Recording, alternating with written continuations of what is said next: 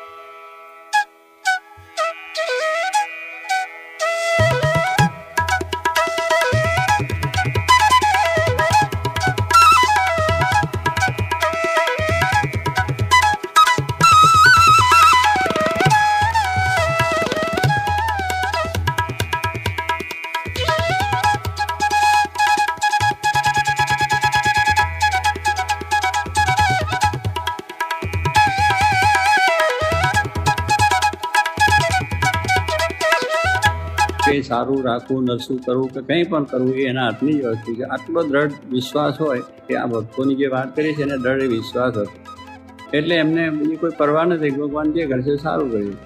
દુઃખ આવે તો ભલે આવે છે ને, સુખ આવે તો ભલે આવે છે ને, જે કંઈ થાય છે, માન અપમાન આવે છે, બધી વસ્તુની અંદર એક જ સ્થિરતા, એક જ આશરો એમ કરીને પોતે હંમેશને માટે વર્ત્યા તો આપણે કંઈ વાંધો આવે નહીં. પણ એ જો દ્રઢ આશરો છે તો કોઈ નિરાશ થવાની જરૂર નથી અને કોઈ હતાશ થવાની પણ જરૂર નથી. ભગવાન છે બધું સંભાળી લે છે. તમે એને વળગી રહેશો તો એ બધું તમારું સંભાળી લેશે. એટલે જ કહ્યું કે ભગવાન સર્વ સુખના ધામ છે. કે પછી તમારા દેહનું સુખ જોઈએ તોય, આ લોકોની સંપત્તિ જોઈએ તોય, પછી તમારા વેપાર ધંધો બીજું જોતો હોય ભલે, અને અક્ષરધામનું સુખ જોઈએ તો એક જ આધાર છે. આ લોકને પરલોકનું બેયના સુખના ધામ પરમાત્મા છે. કે એમના હાથમાં બધી ચાવી છે અને એ ચાવી એ પોતે આપણને બરાબર સમજાઈ જાય કે ભગવાન સર્વ કરતા એનો દ્રઢ આશરો રાખે પછી આપણને કોઈ વાંધો આવતો નથી. પણ એટલી સમજણ આપણે ન થઈ હોય એટલા માટે આ સમજણ પાકી કરવા માટે આવા પ્રસંગો મૂકીને એમાંથી આગળ આપણે કરાવી દે. પણ આપણે જાણે કે આ ભગવાન મારો નખો જ કાઢ્યો, નખો જ નથી કાઢ્યો, તું જમપુરીને જવાનો હતો અક્ષરધામમાં લઈ ગયો છે. આ જમપુરીને જવાનો તો અક્ષરધામમાં લઈ ગયો. આજે આપણે પ્રતિજ્ઞા લઈએ, હું બોલું એમ બોલશું. હું આજે પ્રતિજ્ઞા લઉં છું કે મારી નીચે આવતું એક પણ મંડળ બંધ નહીં જ થાય.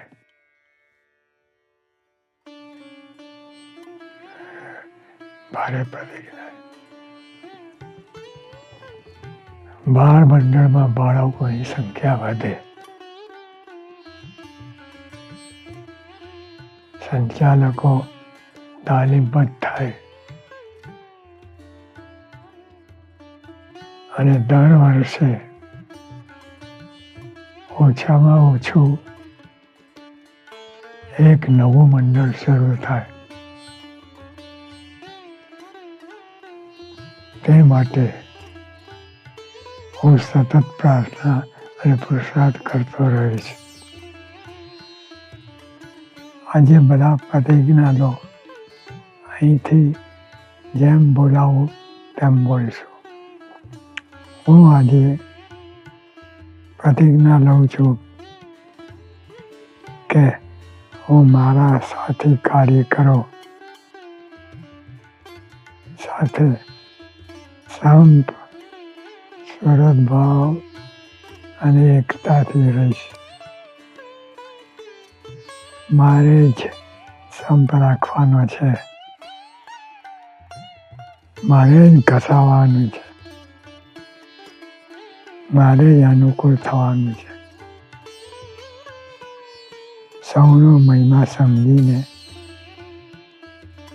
સંપ રાખીશ.